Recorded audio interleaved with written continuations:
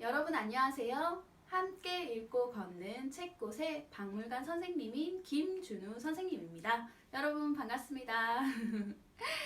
네, 우리 친구들과 함께 부산 지역의 박물관 곳곳을 다니면서 박물관 수업을 하고 있는데요.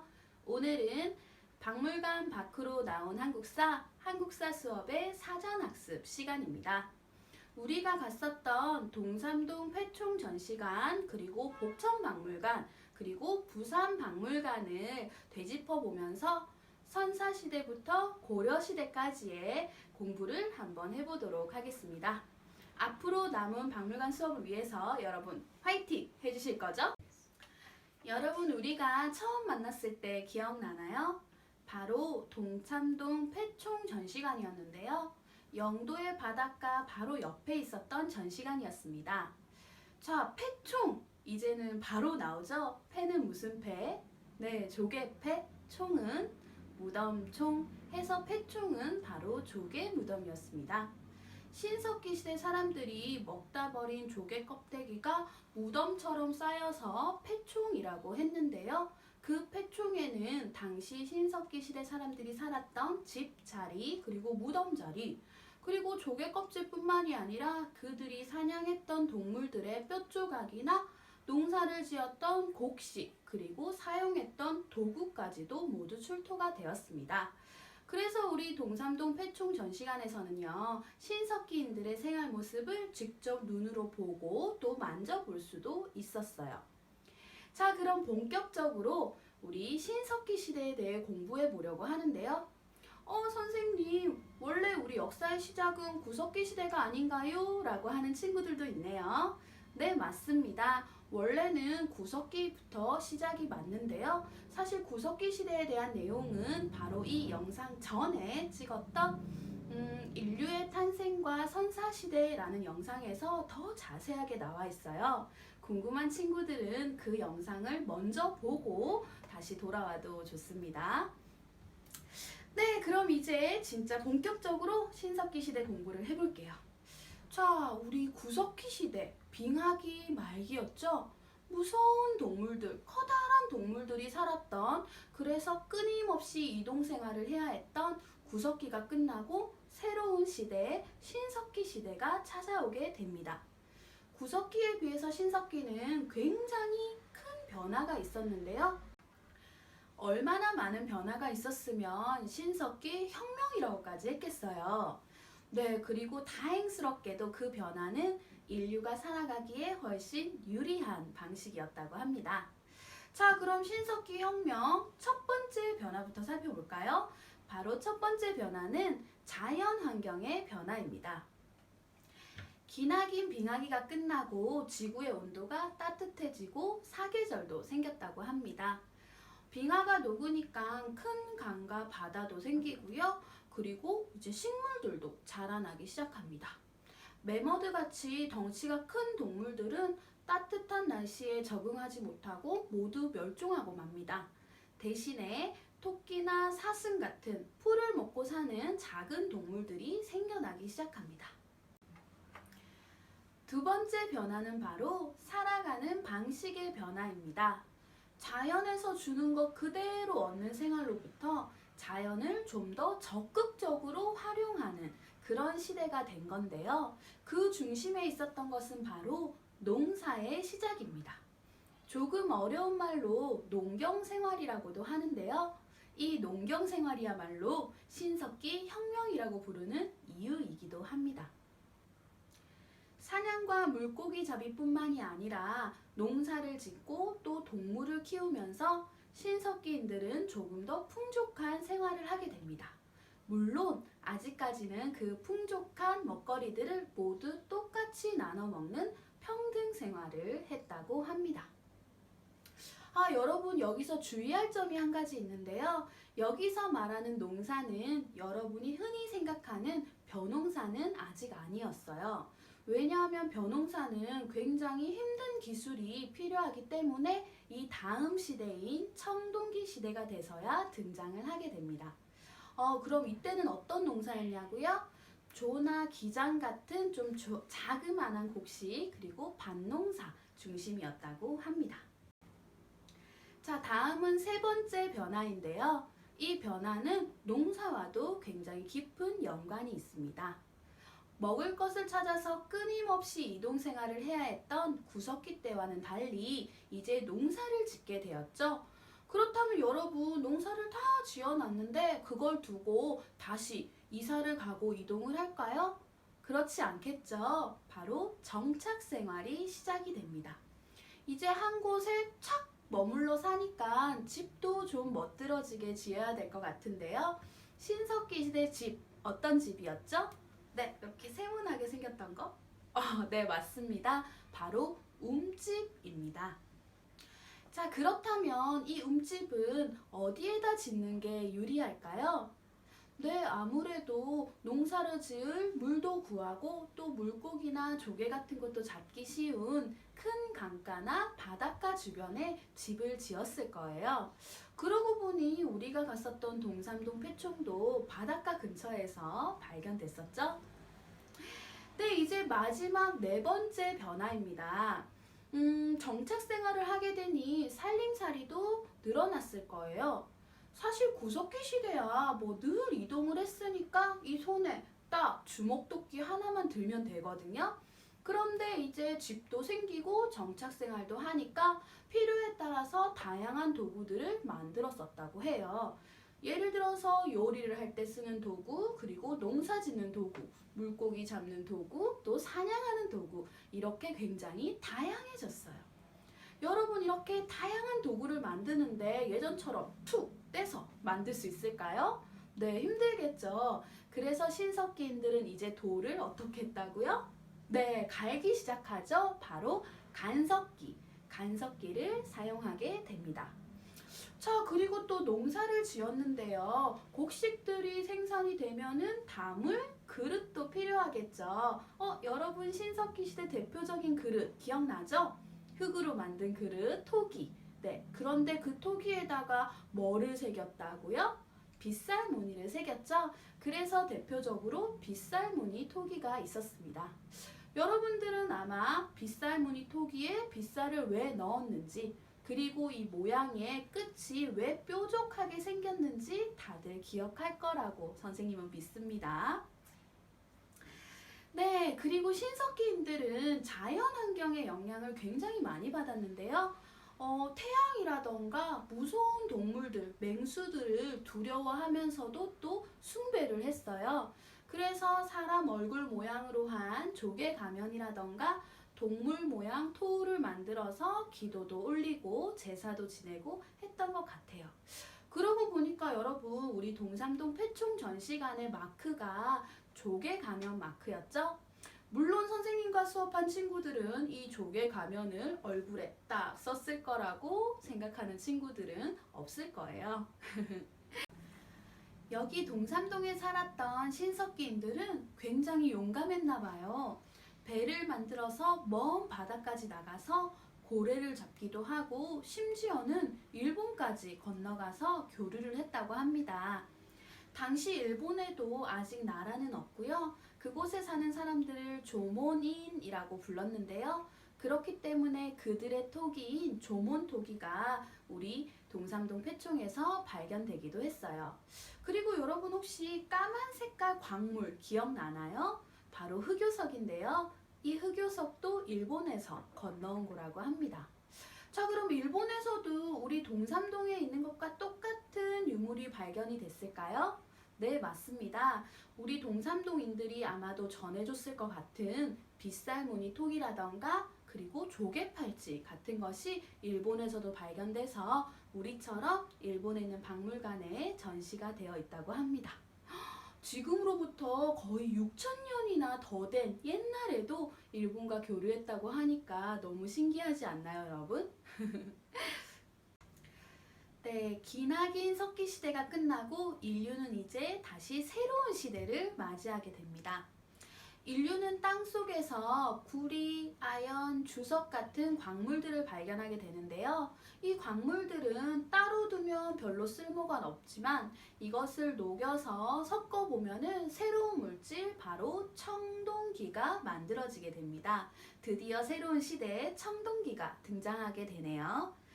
청동기에도 새로운 변화가 나타납니다. 대표적으로 새로운 농사가 시작되는데요. 아까 혹시 선생님이 잠깐 얘기했는데 기억나나요? 네, 맞습니다. 바로 벼농사, 우리가 잘 알고 있는 쌀농사가 시작된 거예요. 선생님 청동기 때 진짜 쌀농사를 지었어요? 증거가 있나요? 하는 친구들도 있을 텐데요. 우리가 부산박물관에서 봤었던 반달 모양의 돌로 만든 칼, 기억나죠? 네, 반달 돌칼입니다. 이 반달 돌칼에 뚫려 있는 두 개의 구멍에 끈을 연결해서 손잡이를 만들어서 아마 벼를 수확하는 데 썼을 것 같아요. 선생님, 청동기 시대인데 왜 아직 간섭기를 쓰나요? 라는 친구들도 있을 것 같은데요. 굉장히 좋은 질문입니다. 청동기 시대이긴 하지만 청동은 굉장히 구하기도 어렵고 만들기도 어려워서 아무나 쓸 수는 없었어요. 그래서 높은 사람들만이 청동검이라던가 청동방울, 청동거울 같은 것을 만들어 썼어요. 그러니까 일반 사람들은 여전히 간섭기를 썼겠죠? 여러분 여기서 뭔가 이상한 점을 발견했나요? 높은 사람? 네, 맞습니다. 청동기가 되면은 이제 더 이상 모든 사람들이 평등하지 않아요. 높은 사람, 낮은 사람, 즉 계급이 등장하게 되는데요. 네, 계급이라는 건 바로 지배하는 사람과 지배받는 사람으로 나눠지는 것을 뜻한다고 합니다. 이때 당시에 지배자를 군장이라고도 불렀는데요. 여러분에게는 족장이라는 표현이 좀 더 익숙할 것 같은데요.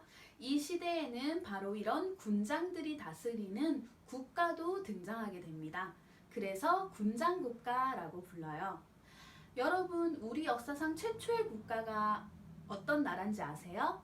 네, 바로 단군 할아버지가 세웠던 고조선인데요. 이 고조선이 등장하게 되는 시대도 이 시대 청동기고요. 고조선도 군장국가라고 할 수 있습니다. 청동기 다음 시대는 어떤 시대일까요? 네, 바로 철기 시대인데요. 청동기와는 다르게 철기는 우리나라 어디에나 있었고 또 기술이 발전해서 단단한 철기를 얼마든지 만들어낼 수 있게 되었어요. 자, 이런 단단한 철제 농기구를 사용함으로써 농업 생산량도 굉장히 늘어났고요. 또 철제 무기를 사용하면서 군사력도 굉장히 커졌다고 합니다. 자, 이제 강한 나라들은요, 우리가 굳이 고생해서 농사짓고 하는 것보다는 약한 나라를 쳐들어가서 그들의 것을 빼앗고 또 그들을 노예로 만들기 시작했어요. 굉장히 강한 철기를 가진 강력한 국가가 등장하게 된 거죠. 자, 그럼 약한 나라들은 어떡하죠? 이대로 멸망해 버리나요? 그러면 안 되죠. 자, 약할수록 어떻게 해야 될까요? 네, 서로 힘을 합쳐야 되겠죠? 그래서 등장하는 국가가 바로 연맹국가입니다. 자, 연맹국가는 하나의 나라긴 하지만 굉장히 느슨한 형태였어요. 각 군장들이 모여서 왕을 뽑고 또 그를 대표로 만들긴 했지만 왕권이 그렇게 강하진 않았겠죠. 여전히 각 부족은 군장들이 다스렸고요. 나라의 중요한 일도 이 군장들이 모여서 회의를 해서 결정했다고 합니다. 심지어 왕이 잘못을 하거나 비가 오지 않는다는 이유만으로도 왕을 바꾸기까지 했대요. 자, 그런데 시간이 흐르면서 점점 왕의 힘이 강해지기 시작하겠죠. 이제 예전의 군장들은 자기 부족을 직접 다스리는 게 아니라 왕의 신하가 되어서 왕의 신하로서 살아가게 될 거예요. 아마 그들이 귀족 같은 이름으로 불렸을 것 같네요. 왕의 권력, 즉 왕권이 강해지고 국가의 틀이 잡혀가는 이 국가를 중앙집권국가라고 합니다. 중앙집권국가, 조금 어려운 말인데요. 앞으로 여러분이 역사를 공부하면 계속 나올 표현이기 때문에 그대로 선생님이 썼습니다. 자, 그런데 뜻은 하나도 어렵지 않아요. 중앙, 나라의 중앙에 있는 사람이 누구죠? 바로 왕이죠. 왕에게 집권, 권력이 집중됐다라는 뜻입니다. 그러니까 여러분이 흔히 생각하는 그런 국가의 형태라고 볼 수 있어요. 왕 밑에 신하가 있고 또 일반 백성들이 있고 또 노예들이 있고 국가가 법이 생기고 또 종교도 들어오고 그런 중앙의 일들도 왕이 다 통솔할 수 있는 그런 국가가 바로 중앙집권 국가라고 할 수 있습니다. 우리가 두 번째로 갔던 복천박물관에서는요. 바로 이 강력한 철기 문화를 바탕으로 성장했던 가야, 그 중에서도 우리 부산의 바로 옆에 있는 김해에서 성장했던 금관가야의 역사에 대해 공부를 했습니다. 여러분, 복천박물관에 금관가야의 유물이 많은 이유 뭐였죠? 네, 동삼동 폐촌과 마찬가지로 이곳 복촌동에서도 유물이 출토가 됩니다. 어디냐고요? 바로 복천동 고분군이었습니다. 자, 고분군 왠지 또 한자 수업이 시작될 것 같은데요. 네, 고는 무슨 고자일까요?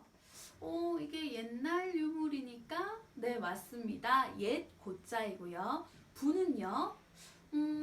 폐총은 조개 무덤이었는데요. 이것은 가야 사람들의 무덤이니까 네, 무덤 군자입니다. 그리고 군은 무리 군자이거든요. 그렇다면 고분군은 옛날 무덤 무리, 그러니까 옛날 사람들의 공동묘지라고 할 수 있겠네요. 공동묘지라고 하니까 조금 으스스한데요. 다행히 지금은 발굴이 모두 끝나 공원처럼 꾸며져 있어요. 자, 이 무덤 속에서는요, 가야 시대에 신분이 높은 사람들의 유물이 굉장히 많이 발견이 됐습니다. 그리고 야외 전시실에는 두 개의 무덤을 발굴 당시의 모습 그대로 재현해놔서 여러분들이 직접 눈으로 볼 수 있게 해두었습니다. 우리 역사 중에서도 특히 예전 선사시대로 갈수록 무덤이라는 게 굉장히 중요한데요. 그래서 이곳 복천박물관의 2층을 아예 무덤에 대한 이야기로만 꾸며놨어요. 무덤에 대한 이야기는 굉장히 중요하기도 하지만 또 재미난 것들도 많거든요. 그래서 무덤으로 보는 역사는 따로 영상을 제작하려고 합니다. 그것도 여러분 기대해 주세요. 복천박물관의 3층에는요. 가야, 그 중에서도 금관가야의 유물이 굉장히 많이 전시가 되어 있는데요. 그 중에서 가장 대표적인 것은 바로 철기와 토기였어요. 철의 왕국 가야답게 철기가 많은 거는 당연했겠지만 토기는 조금 새로웠죠. 사실 철기와 토기 이 두 가지 모두 공통점이 있어요. 바로 이것을 잘 다뤄야지만이 잘 만들 수가 있는데요. 그게 뭘까요? 네, 바로 불입니다. 얇지만 단단한 철기를 만들기 위해서는요. 끊임없이 불에 달구어서 탕탕탕 치는 과정을 반복해야 되는데요.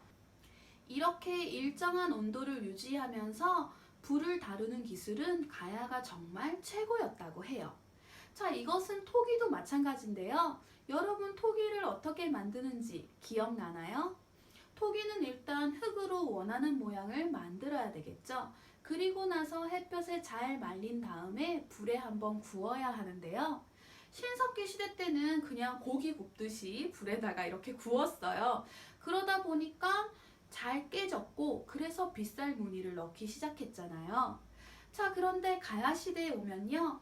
높은 온도에서 일정하게 그 온도를 유지하면서 토기를 굽기 위해서 가마라는 것을 만들어냈다고 합니다. 여러분, 토기를 굽는 가마의 온도가 몇 도나 될까요? 보통 라면을 끓일 때 물이 보글보글 끓는 온도가 100도라고 하는데요. 그러면 200도? 300도? 여러분 놀라지 마세요. 가마의 온도는 무려 1200도까지 올라갔다고 합니다. 가마를 1200도나 되는 높은 온도로 끌어올려서 그걸 유지시키는 기술은 굉장히 어려운 기술이었어요. 이렇게 만들어진 토기는 얇으면서도 가볍고 단단하고 또 모양까지 굉장히 아름다웠다고 합니다. 바로 이런 가야의 토기 만드는 기술이 일본에까지 전해지게 되었는데요. 일본인들은 이 토기를 스에키 토기라고 불렀다고 합니다. 스에키, 쇠. 네, 바로 쇠처럼 단단하고 또 철의 왕국 가야에서 전해진 기술이기 때문에 이름을 이렇게 붙였다는 이야기가 있어요. 그럼 복천동 고분군에서 발견된 토기를 한번 살펴볼까요? 일상생활에서 썼던 토기도 많았지만 굉장히 특별한 모양의 토기들이 기억에 남습니다. 동물 모양 토가 붙어있는 그릇부터 시작을 해서 신발 모양 토기도 있었고요. 등짝 모양 토기, 그리고 오리 모양 토기도 굉장히 대표적인 토기였었죠. 그런데 모양이 예쁘긴 한데 왠지 일상생활에서 쓰기에는 조금 불편해 보이죠? 바로 이 토기들은 무덤 안에 넣어주기 위해서 특별히 만든 토기였다고 합니다. 이 토기들은 무덤에서 발견됐잖아요. 그렇기 때문에 뭔가 특별한 의미를 가지고 있는 것 같습니다. 우리가 그 의미를 한번 같이 찾아보도록 해요. 이 당시의 사람들은 죽고 나서 아예 모든 게 다 사라지는 게 아니라 그 다음 세상이 있을 거라고 생각했어요. 그래서 가족들은 이 죽은 사람을 위해서 다음 세상에서 쓸 수 있는 그런 물건들도 같이 넣어줬던 것 같아요. 자, 먼저 동물형 토가 붙어있는 이 그릇 같은 경우에는 아마도 이 동물들이 이 사람을 지켜주는 그런 수호신이 되어줬으면 하는 마음을 담았을 것 같고요. 다음 신발 모양 토기입니다. 이 신발 모양 토기는 왜 넣어줬을까요? 이 신발을 신고 가라고? 네, 맞아요. 좋은 신발은 좋은 곳으로 데려다 준다라고 하거든요. 아마도 죽은 사람이 이 신발을 신고 좋은 세상으로 가기를 바라는 마음을 담았을 것 같고요. 등잔 모양 토기는요. 등잔은 원래 불을 밝히는 거죠. 네, 아마 밝은 세상으로 가라 라는 의미였을 것 같고, 또 무덤이 굉장히 무섭고 외롭잖아요. 좀 밝게 따뜻하게 지냈으면 하는 마음도 있었을 것 같습니다. 마지막으로 오리 모양 토기는요. 이건 왜 넣어줬을까요? 오리 타고 가라고? 네, 맞습니다. 오리 타고 잘 날아가라고. 네, 좋아요. 그런데 여러분, 사실 이 시대 사람들한테 오리는요, 굉장히 중요한 존재였어요. 옛날 사람들은 일단 새를 굉장히 신성하게 생각했거든요. 우리 생각해보면 고구려를 세운 주몽이나 그리고 금강가야의 김수로왕, 신라의 박혁거세 모두 알에서 태어나잖아요. 새가 알을 낳기 때문에 그들을 어떤 새의 후손이라고 생각해서 신성하게 느꼈던 것 같아요. 그리고 새라는 건 인간이 하지 못하는 유일하게 날 수 있는 동물이잖아요. 그렇기 때문에 인간과 하늘을 연결시켜주는 그런 존재라고 생각을 했습니다. 자, 그렇다면 오리 모양 토기를 넣어준 이유는? 네, 그렇죠. 바로 이 죽은 사람을 하늘나라로 잘 데려가다오, 잘 인도해가줘 라는 의미를 가지고 있었던 것 같습니다. 하지만 뭐니 해도 가야 하면 철의 왕국이죠. 우리는 복천박물관에서 철의 왕국 가야라는 이름에 맞게 엄청나게 많은 철기구들을 볼 수가 있었는데요.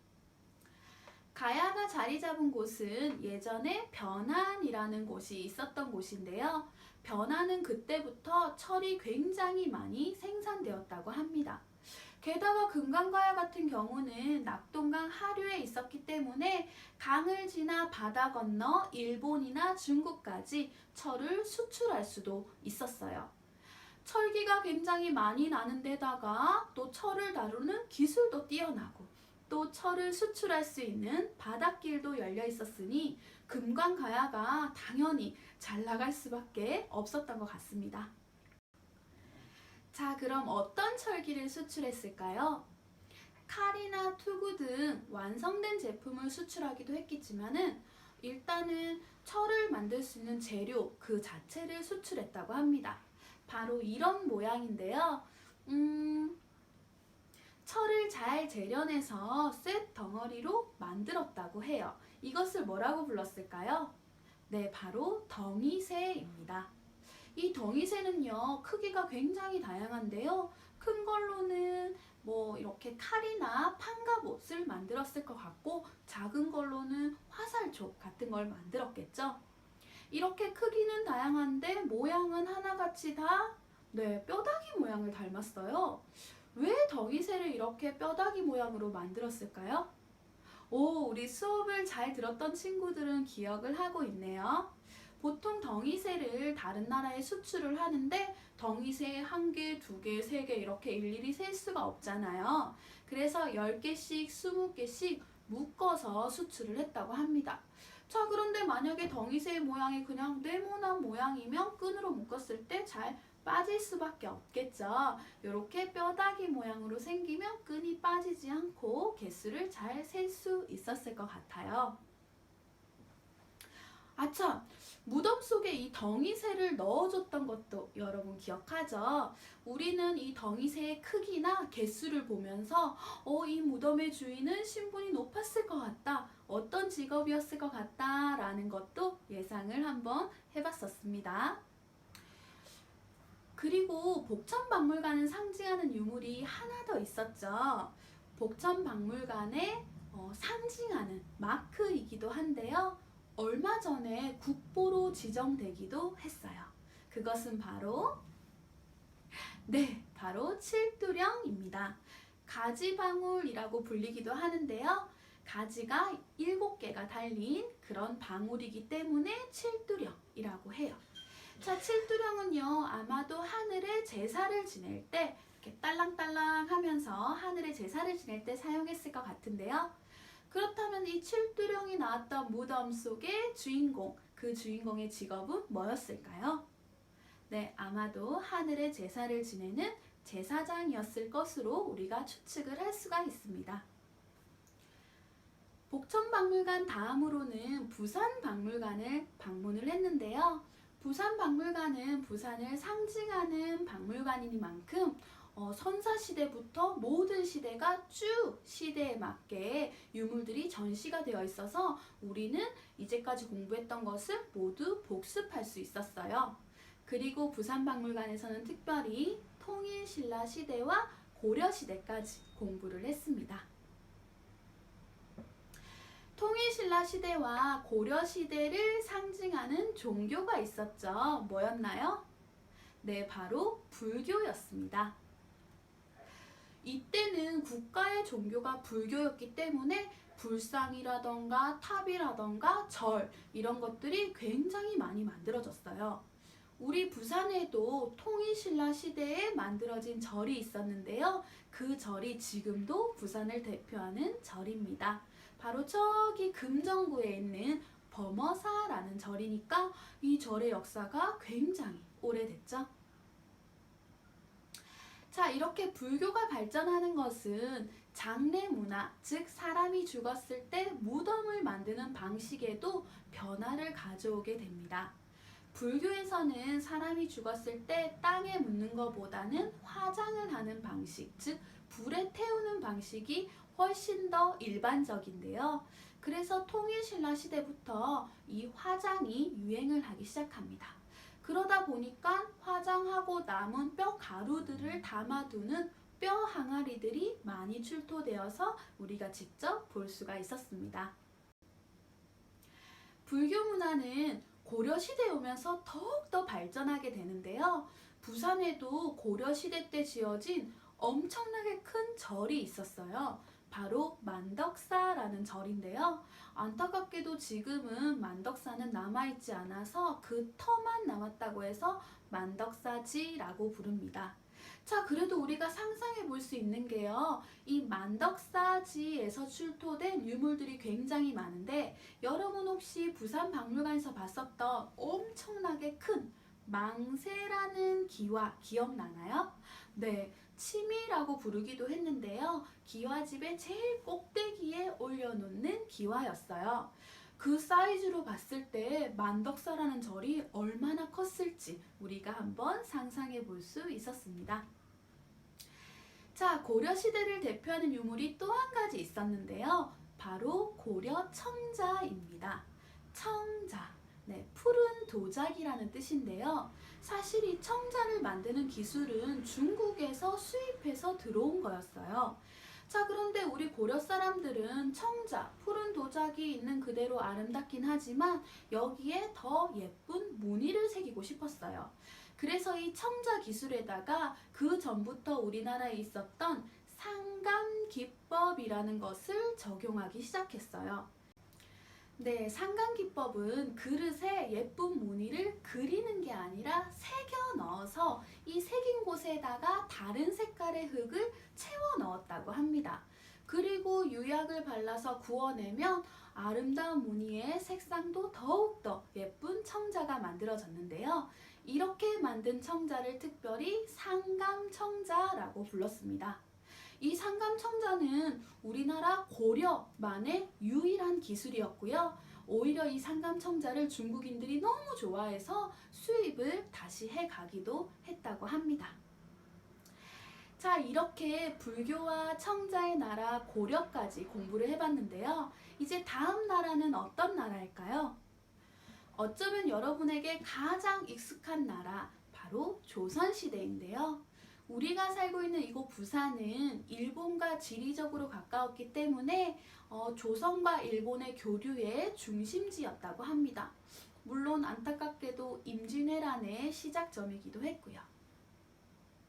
자, 그리고 부산이 낳은 천재 과학자 장영실의 고향이기도 하죠. 그래서 우리는 장영실 과학동산, 그리고 임진왜란의 격전지였던 동래읍성, 그리고 일본과 조선의 평화적인 교류의 상징이었던 조선통신사 역사관까지 다음 시간에 아마 만나게 될 겁니다. 자, 여러분 이렇게 중간학습을 함께 해봤는데요. 어땠나요? 예전에 갔었던 박물관에 대한 기억이 새록새록 나나요? 네, 그럼 이제 우리 다음 박물관에 대한 기대감을 가지고 우리 다시 만날 때까지 건강하게 여러분 인사할게요. 안녕!